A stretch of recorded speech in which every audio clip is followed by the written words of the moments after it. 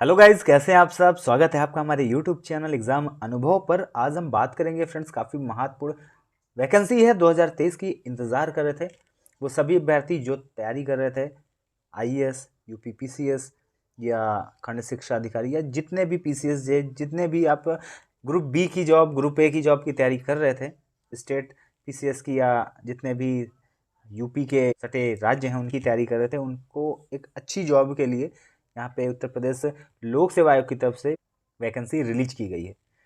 तो फ्रेंड्स यहाँ पे देख सकते हैं समीक्षा अधिकारी, सहायक समीक्षा अधिकारी 2023, और यहाँ पे फ्रेंड्स ऑनलाइन आवेदन आज की डेट से यानी कि 9 अक्टूबर से चालू हो गया है। हाँ फ्रेंड्स, यहाँ पे आप लास्ट डेट इसकी है 9 नवंबर, तो यानी कि एक माह ये पूरा ऑनलाइन फॉर्म चलेगा, आप इसे भर दें। इसके लिए आपको OTR करना जरूरी है। यहाँ पे इन्होंने साफ साफ कह दिया फ्रेंड्स कि ऑनलाइन आवेदन करने से पूर्व अभ्यर्थी को OTR पंजीकरण यानी कि OTR registration, one time registration number प्राप्त करना अनिवार्य है। क्यों फ्रेंड्स? क्योंकि फ्रेंड्स OTR नंबर के अभाव में ऑनलाइन आवेदन सबमिट नहीं किया जा सकता। ऐसे अभ्यर्थी जिन्होंने OTR नंबर प्राप्त नहीं किया है वे ऑनलाइन आवेदन करने के 72 घंटे पूर्व आयोग की वेबसाइट से यानी कि otr.pariksha.nic.in से OTR नंबर प्राप्त कर ले। OTR नंबर प्राप्त करने के उपरांत ही आप आयोग की वेबसाइट पर uppcs.up.nic.in पर ऑनलाइन आवेदन सबमिट किया जा सकता है।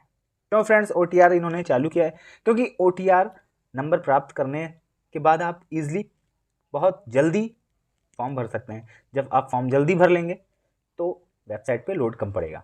ज़्यादा टाइम देंगे, ज़्यादा लोग ज़्यादा समय बिताएंगे वेबसाइट पे, तो ओवरलोड हो जाता है और वेबसाइट सर्वर डाउन हो जाता है।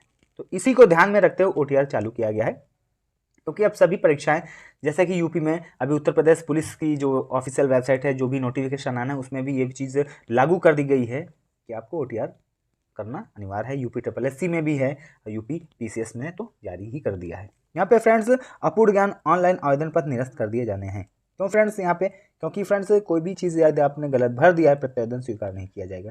किसी भी स्तर पर परीक्षा उपरांत यदि यह प्रकाश में आया कोई भी तथ्य कि आपने जो सूचना दी है गलत दी है, छुपाई है, तो भी आपका अभ्यर्थन निरस्त कर दिया जाएगा या परीक्षा से डिपार कर दिया जाएगा।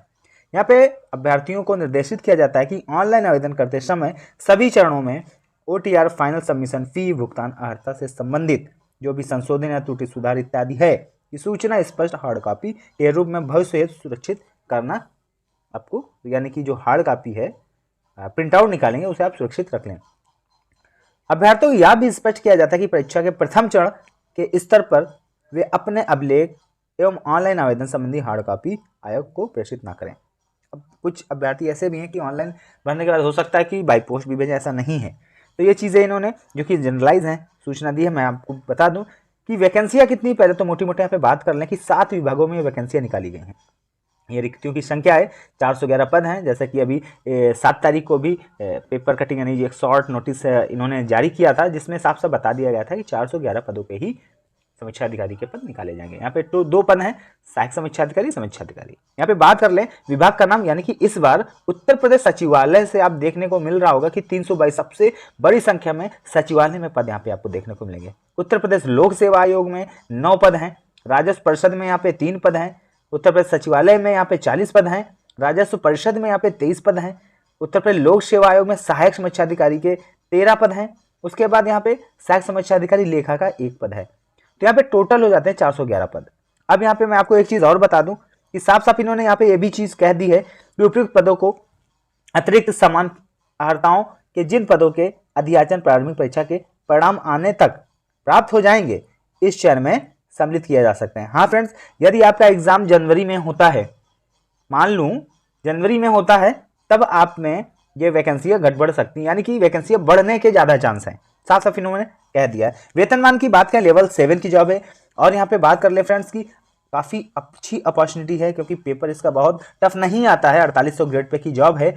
और यहाँ पे आपको ये भी बता दूं यहाँ पे कि यहाँ पे देख सकते हैं 44,900 से 1,42,400 लेवल 7, और ये तो सहायक समीक्षा अधिकारी हो गया, समीक्षा अधिकारी लेवल 8 की जॉब है। ठीक है, ये चीज़ें आप देख सकते हैं। उसके बाद यहाँ पे मैं आपको एक चीज़ और दिखा दूं फ्रेंड, शैक्षिक अर्हता की बात की जाए तो समीक्षा अधिकारी, सहायक समीक्षा अधिकारी की यहाँ पे स्नातक उपाधि होना आवश्यक है, ग्रेजुएशन होना आवश्यक है।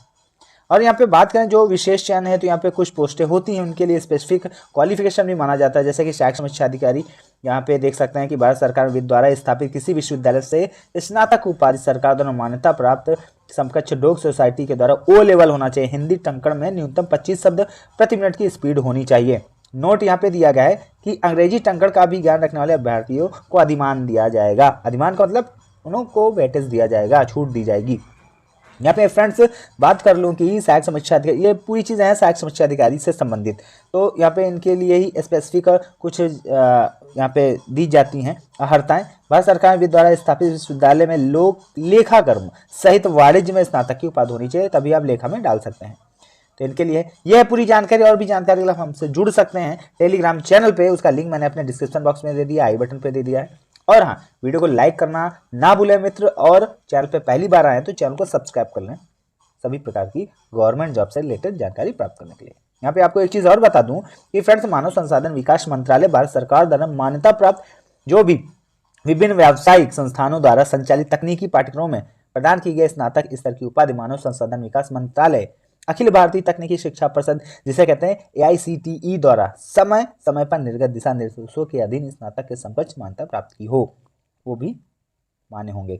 यहाँ पे तीसरे में दिया गया है कि किसी प्रकार के असमंजस की स्थिति में केंद्र सरकार संबंधित राज्य सरकार विनियामक निकायों से भी स्थित हो संबंधित आयोगों द्वारा जानकारी प्राप्त की जा सकती है। डोग सोसाइटी से ओ लेवल किया हो, यहाँ पे सब दे दिया गया है। पहले समकक्ष था, समकक्ष का जो एक कन्फ्यूजन थी वो दूर कर दी है। तो ये चीज़ें हैं, और भी जानकारी के लिए आप मुझसे जुड़ सकते हैं। वीडियो को लाइक करके साझा कर दें। और काफ़ी अच्छी अपॉर्चुनिटी है। 40 जनपदों में आप देख सकते हैं 40 जनपदों में एग्ज़ाम होगा। 40वां जनपद गोंडा है, और कौन कौन सा जनपद आप इसे देख सकते हैं। ये चीज़ें हो गई। और यहाँ पे मैं आपको एक चीज़ और बता दूं मित्र कि यहाँ पे सिलेबस की बात कर लूँ तो सिलेबस बहुत बड़ा सिलेबस नहीं। पहली चीज़ तो मैं आपको बता दूँ सिलेबस क्या है भाई। प्री 140 + 60 हिंदी होती है, और सामान्य अध्ययन के 140 प्रश्न होते हैं। ठीक है, यहाँ पे देख सकते हैं जिसमें आपको ये तो मुख्य परीक्षा हो गया।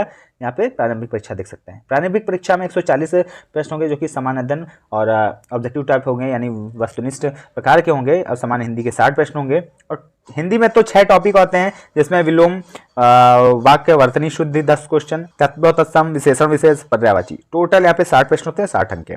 और यहाँ पे 1/3 माइनस मार्किंग भी होती है। यहाँ पे बात करें मुख्य परीक्षा की, तो मुख्य परीक्षा में फ्रेंड्स देख सकते हैं कि जैसे समान हिंदी आलेखन की बात करें जो सब्जेक्टिव होता है, और यहाँ पे प्रारंभिक परीक्षा जैसा 120 क्वेश्चन समान अध्ययन का भी होता है। यहाँ पे देख सकते हैं इसमें 120 क्वेश्चन आते हैं।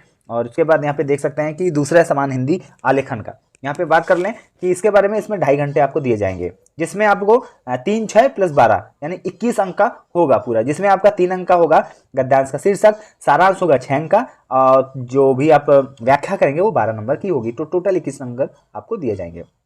किसी दिए हुए सरकारी पद का सारणी जो कि टेबुलर बनाया जाता है उसके लिए आपको 15 अंक दिए जाएंगे। पत्राचार संबंधित यहाँ पे 24 होंगे, जैसे पत्राचार में शासकीय अर्धशासकीय पत्र होगा, कार्यालय आदेश, ज्ञापन और परिपत्र होगा, जिसमें विज्ञप्ति, टिप्पणी, प्रत्यावेदन, अनुस्मारक, इस तरह से आपको पत्राचार में 24 अंक दिए जाएंगे। चौथा है फ्रेंड्स परिभाषिक शब्दावली। परिभाषिक शब्दावली जैसे कि अंग्रेजी से हिंदी, जिसमें आपको 10 अंक होंगे, 5 शब्द दिए जाएंगे जिसमें एक शब्द का 2 अंक होगा। हिंदी से अंग्रेजी के लिए इसी हिसाब से 10 अंक होंगे। मुहावरे लोकोक्तियों के 5 केवल होंगे, मगर ये भी 10 अंक के होंगे, यानी एक क्वेश्चन 2 अंक का। कंप्यूटर की जानकारी 10 अंक आपको चेक की जाएगी। और यहाँ पे बात कर ले कि वस्तु जो ऑब्जेक्टिव टाइप क्वेश्चन होगा, यहाँ पे सेकंड खंड 2 में सामान्य शब्द ज्ञान, व्याकरण, वस्तुनिष्ठ होंगे।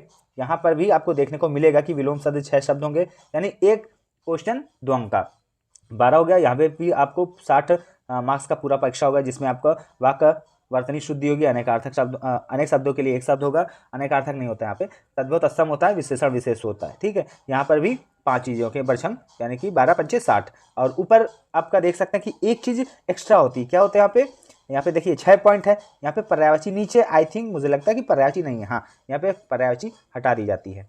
ठीक है, तो ये चीज़ देख सकते हैं। और निबंध की बात करें तो 3 घंटे दिए जाते हैं आपको, और 40-40 मार्क्स के 3 निबंध लिखने होते हैं, जिसमें समय सीमा या शब्द सीमा कह सकते हैं कि 600 शब्द का होना चाहिए।